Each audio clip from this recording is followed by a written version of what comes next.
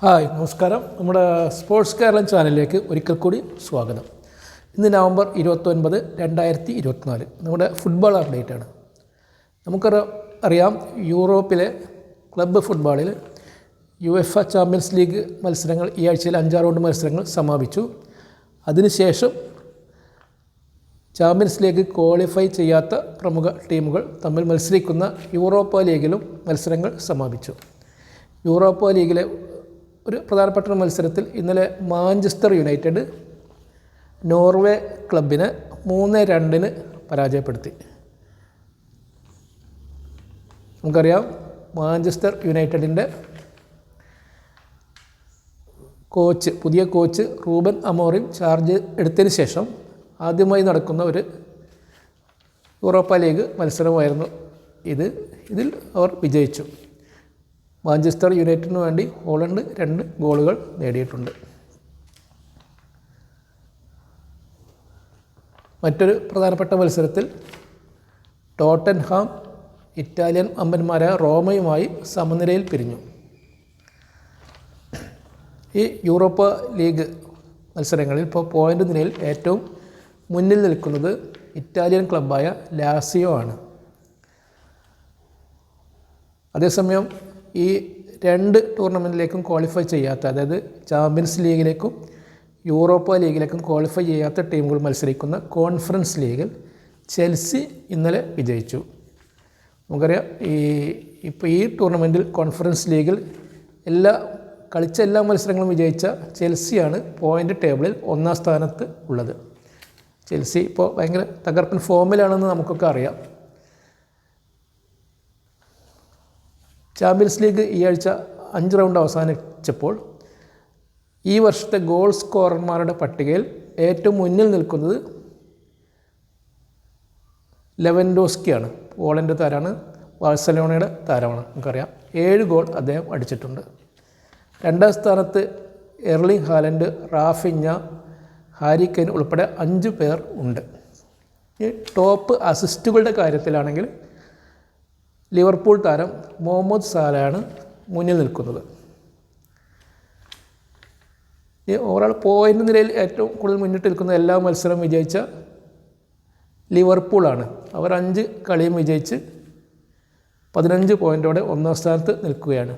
അതേസമയം French വമ്പന്മാരായ PSG, നിലവിലുള്ള ചാമ്പ്യന്മാരായ റയൽ മാഡ്രിഡ്, മാഞ്ചസ്റ്റർ സിറ്റി, ജുവൻറ്റസ് ഇവരൊക്കെ വളരെ പുറകിലാണ്. അവർക്കൊക്കെ അടുത്ത റൗണ്ടിലേക്ക് ക്വാളിഫൈ ചെയ്യണമെങ്കിൽ വളരെ ബുദ്ധിമുട്ട് അനുഭവിക്കേണ്ടി വരും. ഈ ആഴ്ച നമുക്കറിയാം ഏറ്റവും കൂടുതൽ നെഗറ്റീവ് റിപ്പോർട്ട് വന്നത് 2 എയർലൈൻ പോയ താരങ്ങൾ, ഒന്ന് കിലിയൻ എംബാപ്പെ ആണ്, റയൽ മാഡ്രിഡിൻ്റെ താരമാണ്. നമുക്കറിയാം അദ്ദേഹം ഇപ്പോൾ ഒട്ടും ഫോമിലല്ല. കഴിഞ്ഞൊരു ലാലിഗ മത്സരത്തിൽ ഒന്ന് തിളങ്ങിയിരുന്നു. അതേസമയം ഇന്നലെ മിനിഞ്ഞാന്ന് നടന്ന മത്സരത്തിൽ നമുക്കറിയാം ഒരു പെനാൽറ്റി വരെ പാഴാക്കി. അതുകൊണ്ട് തന്നെ അദ്ദേഹമാണ് ഈ ആഴ്ച ഏറ്റവും കൂടുതൽ വിമർശിക്കപ്പെട്ട താരം. അതേസമയം കഴിഞ്ഞ ഇൻ്റർനാഷണൽ ബ്രേക്ക് അദ്ദേഹം ഫ്രഞ്ച് ടീമിലൊരു സ്ഥാനം പോലും കൊടുത്തിട്ടുണ്ടായില്ല. മാനേജർ പറഞ്ഞത് അദ്ദേഹം കളിച്ചില്ലെങ്കിലും ടീം ജയിക്കും എന്നാണ്. എന്തായാലും ഈ ആഴ്ച ഏറ്റവും കൂടുതൽ വിമർശിക്കപ്പെട്ട താരം കിലിയൻ എംബാപ്പയാണ്.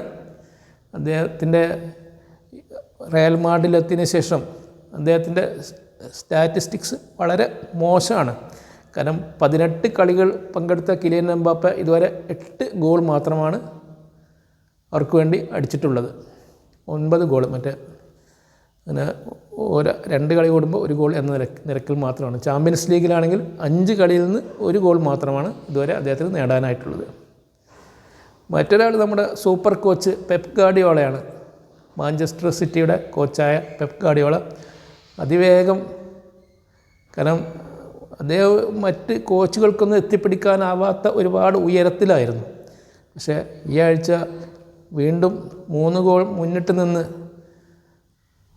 അവസാന 15 മിനിറ്റിൽ 3 ഗോൾ വഴങ്ങിയതിന് ശേഷം അദ്ദേഹം ഒരു സമനില തെറ്റിയ പോലെയാണ് പെരുമാറിയത്. മുഖമൊക്കെ മാന്തി പൊളിച്ച്. അങ്ങനെ ഈ ആഴ്ച ഏറ്റവും കൂടുതൽ വിമർശിക്കപ്പെട്ട മാനേജർ അല്ലെങ്കിൽ ഏറ്റവും കൂടുതൽ ചർച്ച ചെയ്യപ്പെട്ട മാനേജർ അദ്ദേഹമാണ്, സൂപ്പർ കോച്ച് പെപ് ഗാർഡിയോള. അദ്ദേഹം അതിവേഗം മറ്റ് മാനേജർമാരുടെ അല്ലെങ്കിൽ ഒരു ആവറേജ് മാനേജർമാരുടെ നിരയിലേക്ക് താഴ്ന്ന് കൊണ്ടിരിക്കുകയാണ്. ഈ ഞായറാഴ്ച അവർക്ക് മറ്റൊരു ശക്തമായ പരീക്ഷണം കൂടി നേരിടാനുണ്ട്. ഏറ്റവും തകർപ്പൻ ഫോമിൽ കളിക്കുന്ന പ്രീമിയർ ലീഗിലും ചാമ്പ്യൻസ് ലീഗിലും ഒക്കെ എല്ലാ മത്സരവും വിജയിച്ച് മുന്നേറിക്കൊണ്ടിരിക്കുന്ന ലിവർപൂളുമായിട്ടാണ്, ലിവർപൂളിൻ്റെ മൈതാനത്ത് വെച്ചാണ് അടുത്ത മത്സരം കളിക്കാനുള്ളത്. ഇപ്പോഴത്തെ ഫോമിൽ ലിവർപൂൾ അവരെ എടുത്തിട്ട് അലക്കും എന്ന് തന്നെയാണ് നമ്മൾ പ്രതീക്ഷിക്കുന്നത്. ഏതായാലും ആ മത്സരത്തിന് ശേഷം ഇനി പെപ് ഗാർഡിയോള എങ്ങനെ പെരുമാറുമെന്ന് നമുക്ക് കാത്തിരുന്ന് കാണാം. ഓക്കെ, അതേപോലെ മറ്റൊരു അപ്ഡേറ്റ് പറയാനുള്ളത് നമ്മുടെ ഇന്ത്യൻ സൂപ്പർ ലീഗിനെ കുറിച്ചാണ്. നമുക്കറിയാം, ഇന്നലെ നടന്ന മത്സരത്തിൽ കേരള ബ്ലാസ്റ്റേഴ്സ് വീണ്ടും ഒരു ഗോളിന് പരാജയപ്പെട്ടു. FC ഗോവയാണ് അവരെ പരാജയപ്പെടുത്തിയത്. നമുക്കറിയാം, ഈ പ്രാവശ്യം കേരള ബ്ലാസ്റ്റേഴ്സ് പോയിൻ്റ് നിലയിൽ ഒരുപാട് താഴെയാണ്. അപ്പോൾ ഇത്രയൊക്കെയാണ് ഇന്നത്തെ അപ്ഡേറ്റ് പറയാനുള്ളത്. അടുത്ത അപ്ഡേറ്റ് ആയിട്ട് വരുന്നവരെ നമസ്കാരം. Thank you.